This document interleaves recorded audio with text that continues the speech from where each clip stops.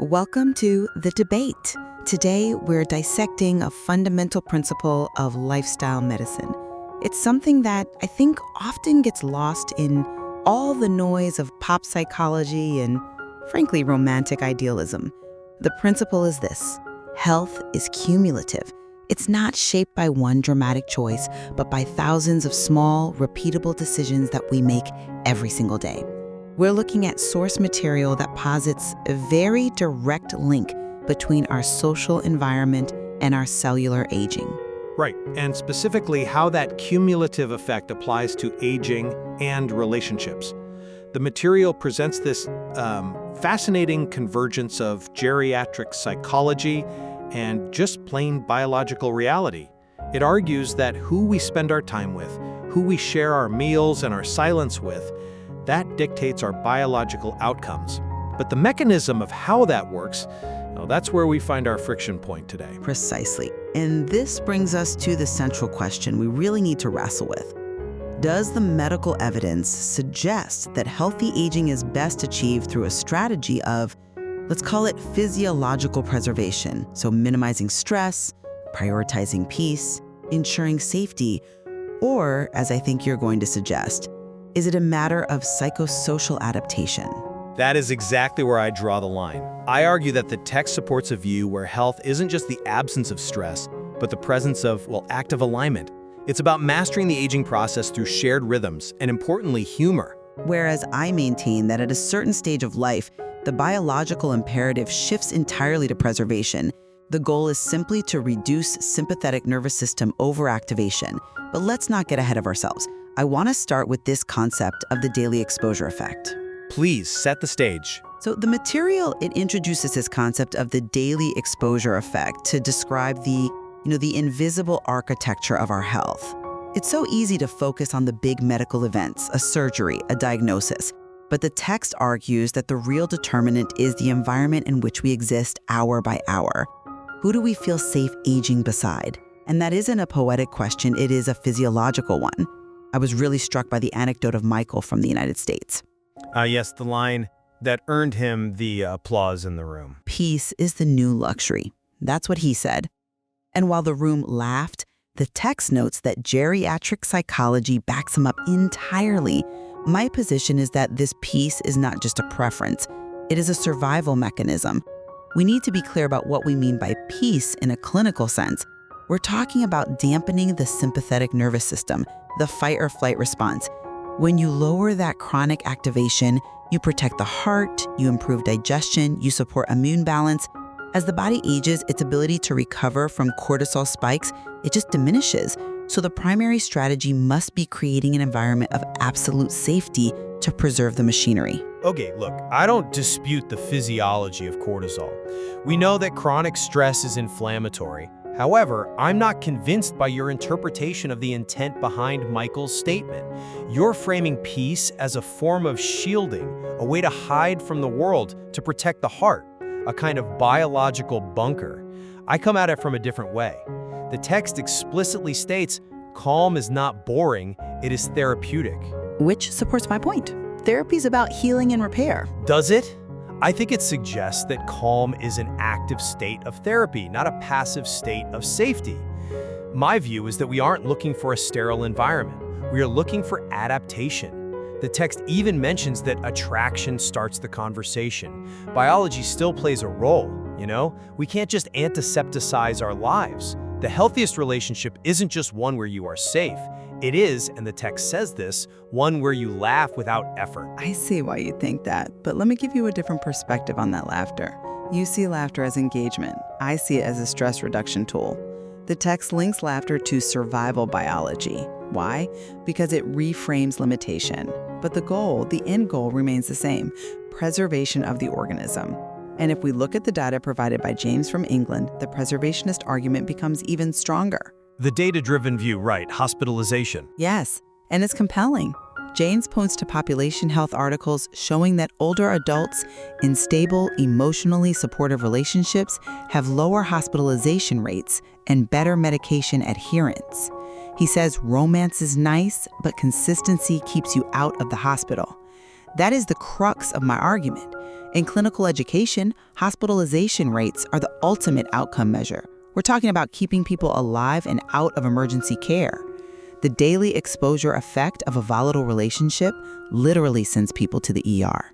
I'm sorry, but I just don't buy that consistency is the only metric of success here. James is right that consistency keeps you out of the hospital, but what keeps you alive in the spirited sense? What keeps cognitive decline at bay? The text warns us that media often highlights extremes, and it suggests the antidote isn't boredom, it's shared rhythms. Routine. If I know what my partner is doing, I'm not stressed. That is preservation. No, and here is the distinction. A routine is something you do because you have to. It's logistics. A rhythm is something you feel. It's resonance. The text notes that long-term engagement requires mutual empathy and aligned life logistics. If you just have consistency without that empathy, without that alignment, you don't get peace. You get what the text calls fatigue. And we know where fatigue leads. We certainly do. Fatigue is the gateway symptom to many chronic conditions. That's a direct quote. And that brings me right back to my point about physiological preservation. You're arguing for active alignment and rhythm, but if those things are even slightly off, they create friction. Friction creates fatigue. Therefore, the safest bet, the medical bet, is on the side of absolute stability. The logistics of survival, as James puts it, have to take precedence over the nuance of empathy. If the logistics are messy, the empathy doesn't matter because the patient is exhausted. That's a compelling argument for a nursing home, perhaps, but not for a relationship. Have you considered that you can't have successful logistics without empathy? The text says, desire may exist momentarily, but long-term engagement requires shared rhythms. You can't just force logistics on two people who don't understand each other. That isn't stability, that's a Cold War. And a Cold War raises cortisol just as much as a hot one. You're advocating for a peace that's actually just suppressed conflict. That is a fair point, though I would frame it differently. I'd say that empathy is simply a tool to ensure the logistics run smoothly. It's a lubricant for the machinery of the household. But let's look at Liam from New Zealand. I feel his contribution is pivotal to understanding the mechanism of healthy aging. Liam, the spiritual scientist. He frames aging well as reducing unnecessary resistance. He says, I don't want to fight time. I want to cooperate with it. This is pure physiological preservation. The text notes that stress physiology agrees with him. Acceptance and realistic expectations, they reduce chronic inflammation. When you fight time, when you try to adapt too vigorously or maintain a tempo that isn't yours, you inflame the body, you increase allostatic load, which is the wear and tear. So the best strategy is acceptance. Minimizing friction is the key to quality of life. See, I come at Liam's quote from a completely different angle. He uses the word cooperate. Cooperation is an active verb. It requires two participants. It is not submission. It's not just rolling over and letting time crush you. When the text discusses humor, specifically people laughing about early bedtimes, backstretches, or quiet weekends, it says they are not mocking aging, they are mastering it. Mastery through acceptance, surely. Mastery through cognitive reframing. That is a psychological adaptation. Let's unpack that term. Cognitive reframing is a psychological technique that consists of identifying and then changing the way situations, experiences, events, ideas are viewed. When you laugh at a backstretch, you are taking a limitation and turning it into a moment of connection. That is active work. It's a high-level cognitive function. You're reframing the narrative of decline into a narrative of shared experience. That is what I mean by psychosocial adaptation. It's the ability to look at a biological reality like a bad back and use it to build a bond. I'm not convinced by that mind of reasoning because it assumes the benefit comes from the reframing. I argue the benefit comes from the result of that reframing, the lowering of the pulse.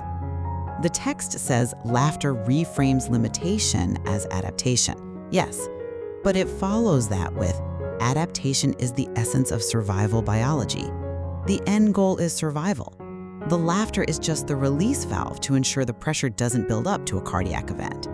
But without the laughter, the pressure does build up. That's my point. You can't just decide to be peaceful. You have to metabolize the stress of aging. Humor is the metabolic process. You want the result, the low pulse, without acknowledging the active social mechanism required to get there. I acknowledge the mechanism, but I prioritize the environment that allows that mechanism to function. This is why I want to discuss the section on spectacle versus attraction. This touches on the clinical scrutiny of age gaps mentioned in the text. The idea that most men over 60 would date someone in their 20s. Right. Exactly. And the text says this idea collapses under clinical scrutiny. Why? Because biology rejects spectacle. It explicitly states that while desire might be there momentarily, misalignment leads to fatigue. And we've established that fatigue is toxic. This is the core of my argument for physiological preservation. High energy, high drama, high misalignment relationships are literally poisonous to the aging body. The energy expenditure required to maintain that spectacle bankrupts the organism. I agree that they were poisonous, but we need to dissect why. You say it's the spectacle or the energy expenditure. I say it's the lack of aligned life logistics. Is that not the same thing? Not necessarily. You can have a very high energy relationship with someone your own age that is aligned, and it won't cause fatigue. The fatigue comes from the disconnect. The text says relationships that support rest are upgrades, not compromises. That is a crucial distinction. Upgrades. Right. If you view peace as a concession, as in, I'm too old for fun, so I'll settle for this, well, that's depressing. That triggers a depressive neurological state that is not healthy. But if you view it as an optimization, an upgrade, then it becomes a powerful psychosocial tool. The text says, and if wisdom sounds like someone saying, nope, too much trouble, with a smile, remember, that smile might just be the face of preventive medicine. Preventive medicine.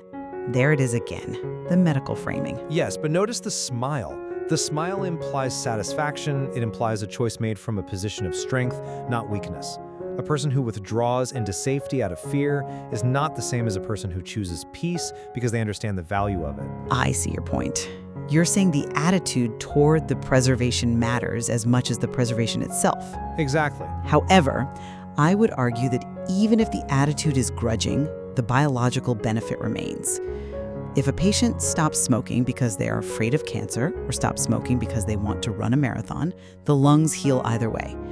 Similarly, if someone chooses a quiet weekend because they are mastering aging, or simply because they are tired, the reduction in chronic inflammation is likely similar.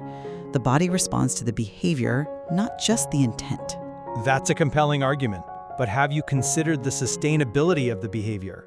If I'm only being quiet because I am afraid, I am likely producing cortisol from the fear itself. If I am being quiet because I am enjoying the shared rhythm of silence with a partner I respect, I'm producing oxytocin. Touché. The hormonal profile of the silence would indeed differ. And that is where the daily exposure effect really bites. If you're sitting in a room with someone you feel safe aging beside, as the text puts it, that safety is active. It's a neurological signal being sent back and forth between two people. I am here, you are here, we are okay. That is psychosocial adaptation. It is a constant, low-level communication. Okay, but let's look at the consequences of getting it wrong. The text warns that normalizing age-appropriate relationships reduces shame and unrealistic expectations. This is a public health perspective. Unrealistic expectations are a form of psychological stress. When we chase the spectacle, we're essentially opting for a high cortisol lifestyle. Agreed. So the wisdom mentions, nope, too much trouble, is a protective barrier. It is a filter. My argument for physiological preservation is that as we age, our filters must become more rigorous. We have to ruthlessly eliminate anything that drains us. The text says we must choose connections that nourish rather than drain. To me, nourish is a biological term. It's about energy input versus energy output. And I love that word nourish, but nourishment requires intake. You have to take something in. You can't be nourished in a vacuum. You need the other person. You need the mutual empathy. You need the laughter. You can't just preserve your energy by hoarding it. You preserve it by exchanging it efficiently. Efficient exchange. I like that. That brings us back to the aligned life logistics. When logistics are aligned, the energy exchange is efficient. When they're misaligned, like in the example of the large age gap, the exchange is inefficient. It creates waste heat, it creates friction. And that friction leads to the hospital. Exactly. James from England would say that friction messes with your medication adherence. It distracts you, it stresses you. And Liam from New Zealand would say that friction is fighting time. Precisely. So if we look at the totality of the evidence presented here, from Michael's peace as a luxury to the clinical scrutiny of fatigue, the narrative arc is clear. The body becomes more sensitive to its environment. Therefore, the primary driver of health has to be the curation of that environment to ensure physiological stability. I don't disagree with the curation, but I disagree that the goal is static stability. The goal is dynamic capacity. The text concludes by saying the healthiest relationship is the one that lets you live longer, breathe easier, and laugh without effort. Laugh without effort is the key. Why focus on that phrase? Because effort is cost. If you have to try hard to understand your partner, if you have to try hard to keep up with their rhythm, that is a biological cost. Without effort means you have achieved that perfect adaptation where the social interaction costs you zero biological tax. In fact, it pays you dividends in immune support. That is an interesting point, though. I would frame it differently. Without effort suggests the removal of stressors. It's the absence of the negative. You're framing it as the presence of a positive flow. Yes. But perhaps we are describing the same coin. The text says, attraction may start the conversation, but health decides whether it continues. Health here acts as the judge. The body knows. The body keeps the score. Indeed. And the score is cumulative. Health is cumulative. Every interaction where you have to fake a laugh or suppress a worry or push through fatigue, that accumulates. Conversely, every moment of peace, every quiet weekend, it accumulates in the other direction. And that accumulation creates the daily exposure effect. It's like radiation, but it can be positive or negative. You are constantly being exposed to the nervous system of the person you live with. A terrifying thought if you choose poorly. And a liberating one if you choose well. If you choose someone who helps you master aging, then that daily exposure is a daily therapy session. Calm is therapeutic. Therapeutic. That implies healing. Yes, not just protecting. Healing. I suppose I can concede that preservation and healing are adjacent concepts. If the environment is right, the body heals itself. If the relationship supports rest, as the text suggests, then the body can do the work of repair. Relationships that support rest, laughter, and mutual understanding are not compromises, they are upgrades. That is the line that sticks with me. It is a strong line. It refutes the societal narrative that settling down is giving up. It frames it as leveling up. Which brings us to a solid place to begin our conclusion. We've looked at the data from James regarding hospitalization. We've looked at the spiritual scientific view of Liam regarding resistance. And we have the overarching principle that health is cumulative. And we're left with this tension between safety and mastery. From my perspective, the weight of the evidence leads to one really inescapable conclusion. Health is cumulative, and therefore the wisest path is one of physiological preservation. The daily environment, specifically who we share our silence with, that dictates our biological reality. We must lower the pulse. We must prioritize the averages and the patterns over the exceptions. As Michael said, peace is a luxury, but I would argue it is a medical necessity. The goal is to create a protective barrier against the inevitable friction of time. And I come at it from a different way. While I agree the environment matters, I believe the mechanism of health is human connection, specifically psychosocial adaptation. We don't just age beside someone passively. We master aging together through humor, reframing, and shared rhythms. The smile of preventative medicine is an active engagement with life, not a retreat from it. We adapt to the limitations by laughing at them, and that laughter is what fuels our survival biology. It seems we have found a convergence point in the text's final lesson, however. We have. The healthiest relationship is the one that lets you live longer, breathe easier, and laugh without effort. Whether that laughter is a sign of safety, as you suggest, Or an act of defiance and mastery against time, as you suggest. the biological outcome remains the same. Better health. And perhaps a better life. Thank you for listening to The Debate.